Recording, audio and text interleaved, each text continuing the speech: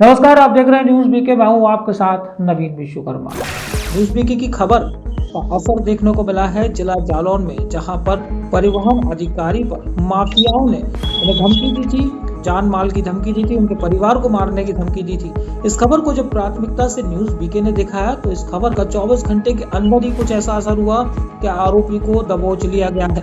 इस खबर पर हमारे संवाददाता देवेश कुमार स्वर्णकर हमारे साथ फोन लाइन पर मौजूद हैं, जिन्होंने इस खबर को बनाया और प्राथमिकता से दिखाया भी। देवेश जी, किस तरह से असर हुआ है खबर का? जी नवीन जी, मैं आपको बता दूं, सबसे पहले तो मैं अपने दर्शकों को इस पूरे घटनाक्रम के बारे में बताना चाहूंगा। ये घटनाक्रम जालौन जिले के जालौन कोतवाली क्षेत्र के बुंदेलखंड एक्सप्रेसवे के पास से सामने आया था, जहां पर एआरटीओ प्रथम राजेश कुमार वर्मा अपनी नियमित ड्यूटी पर चेकिंग अभियान चलाए हुए थे कि वहां पर उन्होंने 2 ट्रकों को पकड़ा था और दोनों ओवर हाइट और ओवरलोड ट्रक थे। उन पर जब कार्रवाई हुई है तो उस कार्रवाई से तिलमिलाए हुए जो परमजीत, जिसका नाम बताया गया है, सरदार है, उसने आरटीओ को जान से मारने की धमकी दी थी, वो भी परिवार सहित। उसने ये भी कहा था कि तुमको जो है नौकरी तो तुम्हारी खा ही जाऊंगा, साथ ही तुम्हें परिवार सहित जान से मार दूंगा। इस पूरे घटनाक्रम के बाद जब एआरटीओ प्रथम ने जालौन कोतवाली में इस पूरे घटनाक्रम को जब दर्ज कराया, मुकदमा दर्ज कराया था, तो पुलिस ने इस पर जो है मुकदमा दर्ज कर आगे की विधिक कार्रवाई शुरू कर दी थी।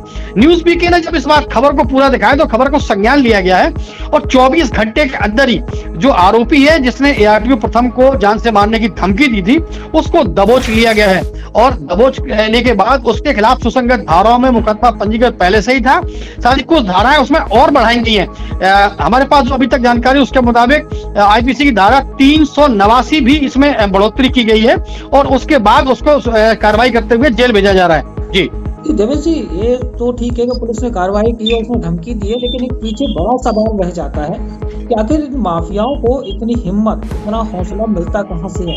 क्या सत्ता दल के नेताओं का संरक्षण इनको प्राप्त है या कोई और वजह है कि आज भी वो जो कहते हैं कि पुराने समय में जो गुंडागर्दी हुआ करती थी तो वो अभी भी कुछ लोगों में अभी है, बाकी है?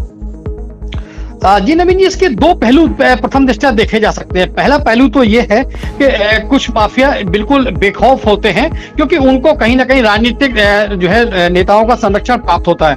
और दूसरी बात यह है कि दूसरा पहलू इसका ये है कि ये लोग इस तरीके से गैर कानूनी धंधों में लगे होते हैं तो इनको न तो पैसों का जो है कोई मलाल रहता है और ना ही अपनी जान का कोई फिक्र रहती है। तो वो लोग ऐसा कर गुजरने से गुरेज भी नहीं करते कि कभी कभी अधिकारियों को इस तरीके से वो हेरसमेंट भी करते। आपको बता दें कि अभी कुछ समय पहले, लगभग पिछले साल की बात है, 2022 की ही बात है, इसी बुंदेलखंड एक्सप्रेस वे पर उप जिलाधिकारी माधव को जान से मारने का प्रयास भी किया गया था। उसके बाद कुछ दिनों बाद एआरटीओ को भी मारने का प्रयास किया गया था।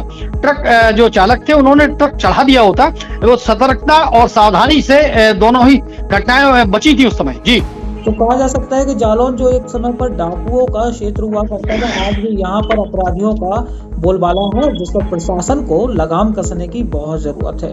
बहुत बहुत शुक्रिया देवेश जी पूरी जानकारी के लिए। दिनांक दिसंबर 28 को एआरटीओ प्रथम जालौन ने कोतवाली जालौन में तहरीर दी कि जब वो वाहन चेकिंग कर रहे थे तो उनके द्वारा 2 भूसे से लदे ट्रकों को, ओवरलोडेड थे जो, उनको रोका गया और विधिक कार्रवाई की जा रही थी।